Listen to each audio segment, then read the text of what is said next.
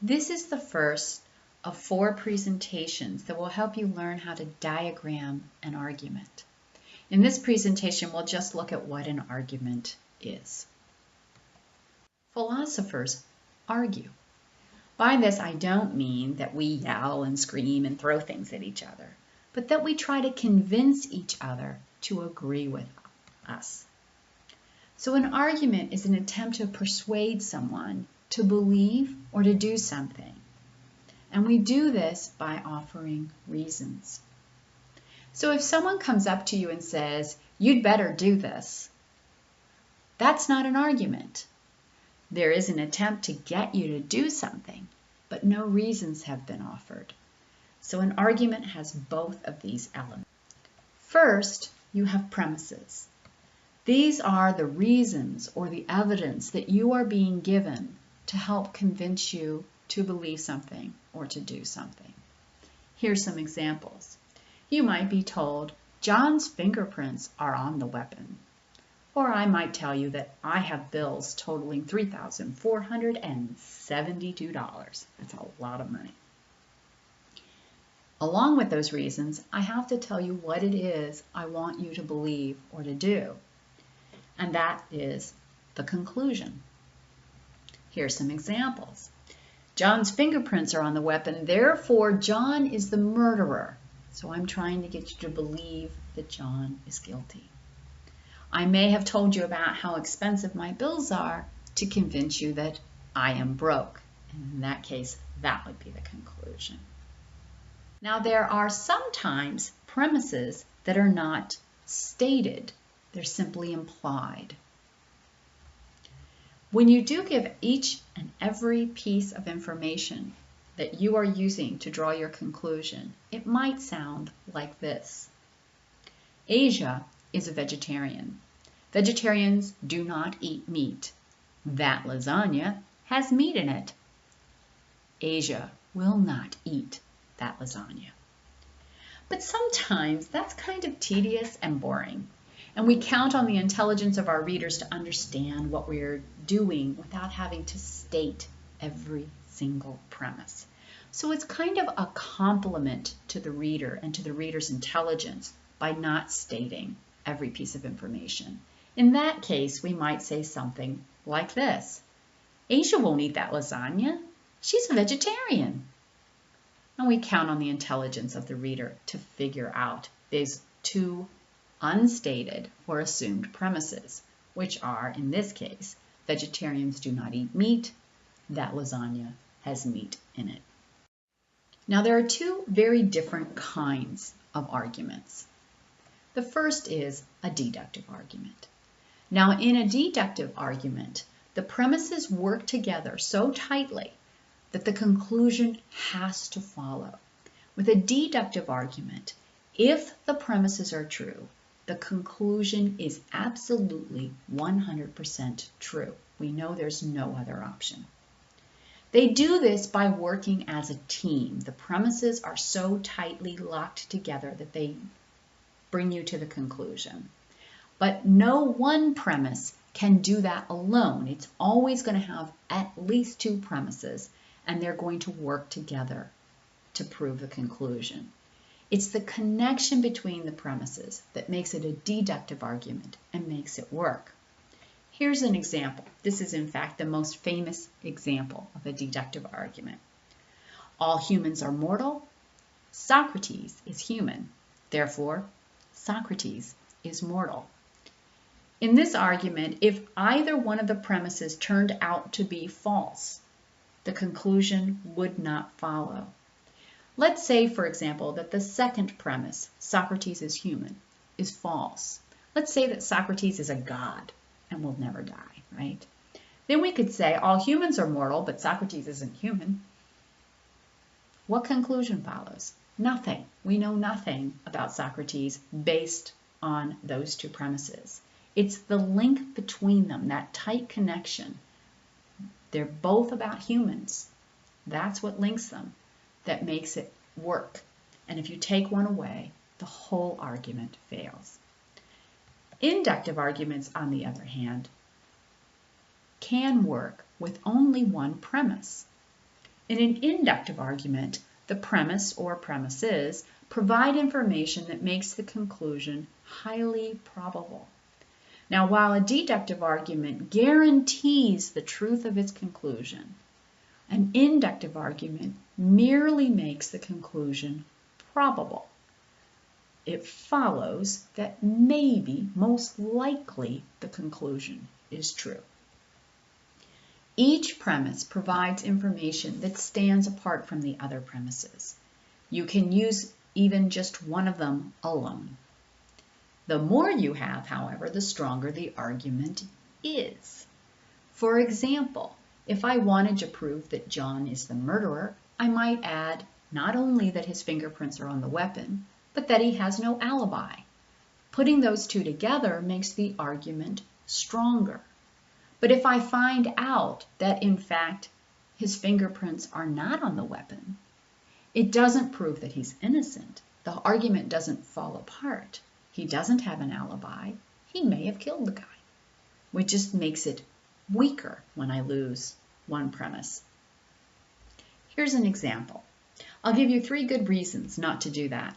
First, it's illegal. Second, it will make you sick. And last, you're going to have to get your own ride home because I'm leaving if you do that. In this case, I have 3 independent reasons for you not to do whatever behavior it is you're about to do. Perhaps this person is considering using an illegal drug. In that case, I'm mad at you and I'm leaving, you're going to be sick, and it's illegal, you could get in a lot of trouble. But let's say that instead of considering using an illegal drug, this is just someone who wants to drink some alcohol and is over 21 years old. It's not illegal. The first premise is false. It's absolutely fine for this person to drink alcohol. But maybe I know this person well enough to know you're going to be sick and I'm mad and I'm leaving. The second and third premises are still true. And even with the loss of the first one, it's still a pretty strong argument for not doing it. So this is how inductive arguments work. You pile on more and more information to make the argument more and more probable. It makes the argument stronger if you have more evidence or if you have better evidence. It does not, however, destroy the argument if you lose a piece of evidence. So, how can you tell if a passage you're reading is an argument? First, ask yourself, is this author trying to get me to believe or to do something? And then ask, does this author give me reasons to agree with her or him? Then consider whether the argument is inductive or deductive using the definitions we just talked about. Do the premises work together so that the loss of even one of them makes the argument fail, or do they work independently so that even if one is false, the rest continue to support the conclusion? In the first case, it would be a deductive argument. In the second case, it would be inductive. This is a passage from the book Blue versus Black by John Burris. The New York City Police Department paid about $70 million between 1994 and 1996 to settle complaints from citizens about police officers for assault, excessive force, assault, false arrest, shootings by police, and false arrest. In approximately 90% of those cases, the lawsuit was not recorded in the officer's personnel file because the city's law department and internal affairs determined the officer was acting within the scope of his or her duty. Ask yourself, is Mr. Burris trying to get me to believe or to do something, and has he given me reasons for doing so? Here's a second passage from the same book. If police officers are to continue using the carotid restraint, and I wonder why they must when pepper spray and stun guns are available, serious attention should be paid to training. It is an extremely precise maneuver, and the deaths mount every year from its use. Again, ask yourself, is Mr. Burris trying to get me to believe or to do something? And if so, has he given me reasons to agree with him?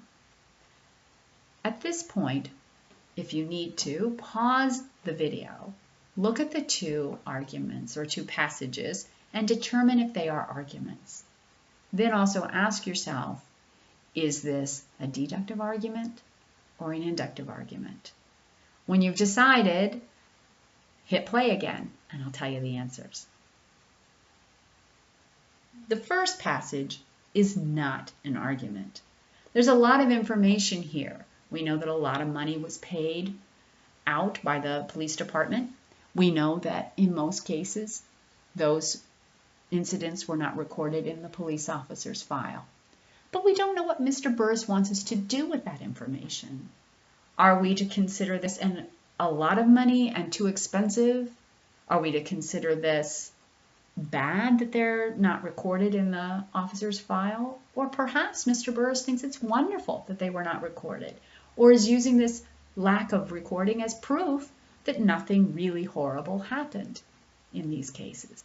We're not really sure what conclusions Mr. Burris is drawing or that he wants us to draw. So this is purely informational text. In the second one, we are told exactly what Mr. Burris wants us to do. This is an argument, and the conclusion is that we need to train police officers more carefully on how to use the carotid restraint. He gives us two reasons to do this. First, the carotid restraint is an extremely precise maneuver. In other words, it must be hard to do, and you better be trained well on how to do it. And secondly, we're told that the carotid restraint can, in fact, does kill a lot of people. So we need to learn how to use it properly so that we're not killing people. This one is an argument. Now let's ask ourselves, is it deductive or inductive? Again, pause the video if you want to. You can even go and look at your notes and see what the differences are between deductive and inductive arguments. And then ask yourself, what kind of argument is this?